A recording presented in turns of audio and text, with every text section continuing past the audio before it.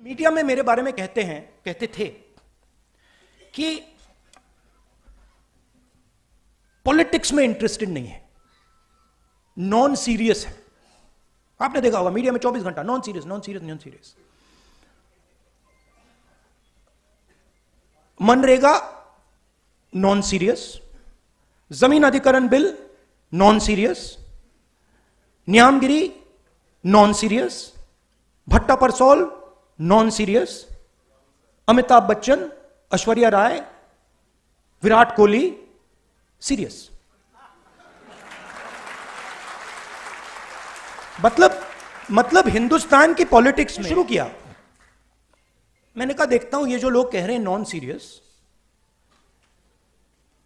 इनकी कंपनीज में इनके स्टेक होल्डर्स कौन है, इनके जो बड़े बड़े पत्रकार हैं, जो एंकर्स हैं, मैंने इनके नाम निकालने शुरू किए। 95% का इनमें एक है ही नहीं, एक ओबीसी नहीं है, एक ओबीसी एंकर नहीं है हिंदुस्तान में, एक ओबीसी एंकर नहीं है, एक दलित एंकर नहीं है, एक आदिवासी एंकर नहीं है। सारी की सारी कंपनियों के लिस्ट में 90% से एक मालिक है ही नहीं।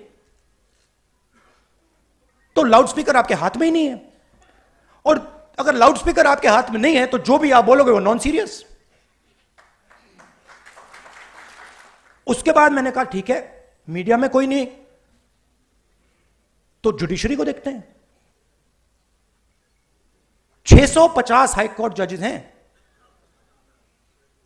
90% आबादी के पास 650 में से 100, और वो भी छोटे छोटे।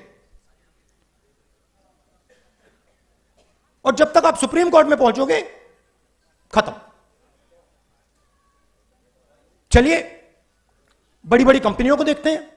16 लाख करोड़ रुपए उन 200 में से 25 लोगों को नरेंद्र मोदी ने दिया है। 16 लाख करोड़ रुपया, मतलब अगर आप 25 बार किसान कर्जा माफ करो, हिंदुस्तान का किसान का कर्जा 25 बार माफ करो, उतना पैसा नरेंद्र मोदी ने 25 लोगों को दिया है। 200 में से एक ओबीसी नहीं, एक दलित नहीं, एक आदिवासी नहीं। उनकी सीनियर मैनेजमेंट में एक दलित नहीं, एक आदिवासी नहीं, एक ओबीसी नहीं। तो जहां भी देखो, मीडिया में देखो, प्राइवेट अस्पतालों को देखो, बड़ी बड़ी कंपनियों को देखो, जुडिशियल सिस्टम को देखो, जहां भी देखो कोई है ही नहीं। वहां पे 90% का कोई है ही नहीं। मुझे फ्रैंकली जात में इंटरेस्ट नहीं है, मुझे इंटरेस्ट न्याय में है।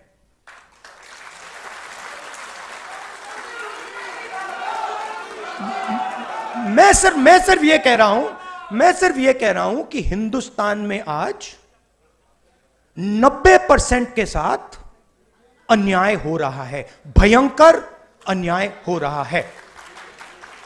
अब नेशनल मीडिया को देखिए, नरेंद्र मोदी को देखिए, जैसे ही मैंने एक्सरे का शब्द प्रयोग किया, मैंने सिर्फ यह कहा कि टेस्ट करते हैं अन्याय कितना है, सारे के सारे खड़े हो गए। देश को तोड़ने की कोशिश हो रही है, देश को बांटने की कोशिश हो रही है। एक्सरे से क्या बटेगा, कैसे बटेगा? एक्सरे से सिर्फ 90% को यह पता लगेगा कि उनकी भागीदारी कितनी है।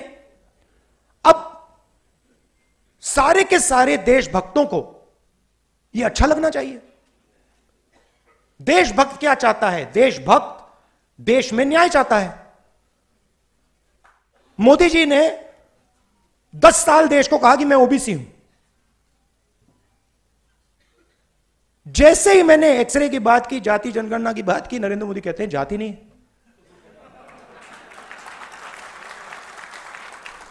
अरे जात नहीं है तो आप ओबीसी कैसे?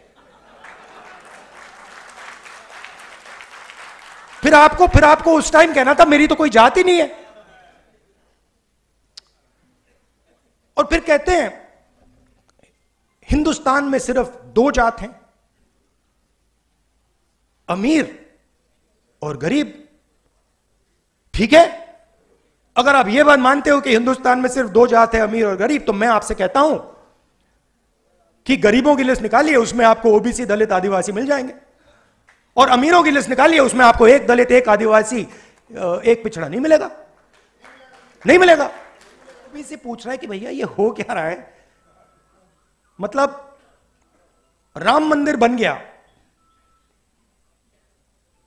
और उसमें हमारा एक आदमी नहीं दिखा। पार्लियामेंट नया खुल गया, बड़ी पूजा हुई, नरेंद्र मोदी बैठे, मगर हमारा एक आदमी उसमें नहीं दिखा। दलित, आदिवासी, यही तो कह रहे हैं, आदिवासी राष्ट्रपति है हिंदुस्तान में। मतलब ये कौन सी भागीदारी है? हेड ऑफ स्टेट राष्ट्रपति है, नया पार्लियामेंट बन रहा है, हेड ऑफ स्टेट का काम उस पार्लियामेंट को खोलने का है, हेड ऑफ स्टेट को परे कर दिया। तो सर्वे है, वो जाति का सर्वे है, मगर उसमें हम इकोनॉमिक और इंस्टीट्यूशनल सर्वे भी जोड़ेंगे। मतलब क्या होगा? मतलब क्या होगा? देश को पता लग जाएगा कि इस जात में इतने लोग हैं, दलित इतने, आदिवासी इतने, गरीब, जनरल कास्ट इतने, इनकी आमदनी इतनी है, और हिंदुस्तान की संस्थाओं में इनकी इतनी भागीदारी है। तो पता लग जाएगा कि मीडिया में इतनी कंपनियां हिंदुस्तान की मीडिया को कंट्रोल करती हैं, इतना पैसा हिंदुस्तान की सरकार इनको दे रही है, और इस संस्था में इतने ओबीसी, इतने दलित, इतने आदिवासी, वो सब संस्थाओं का होगा। तो ये एक प्रकार से नेशनल एक्सरे मान लिया इसको। और मुझे लगता है कि 70 साल बाद ये एक जरूरी कदम है कि हम असेस करें कि 70 साल की आजादी के बाद आज सिचुएशन क्या है और इसके बाद हमें किस डायरेक्शन में जाना चाहिए। लॉजिकल है और इसका कोई इतराज नहीं कर सकता है। यह मैं आपसे कहना चाहता था। आप यह मत सोचिए कि यह काम 1 दिन का, 2 दिन का, 5 दिन का है। यह लाइफ टाइम का काम है और इसको हम मिलकर करने जा रहे हैं।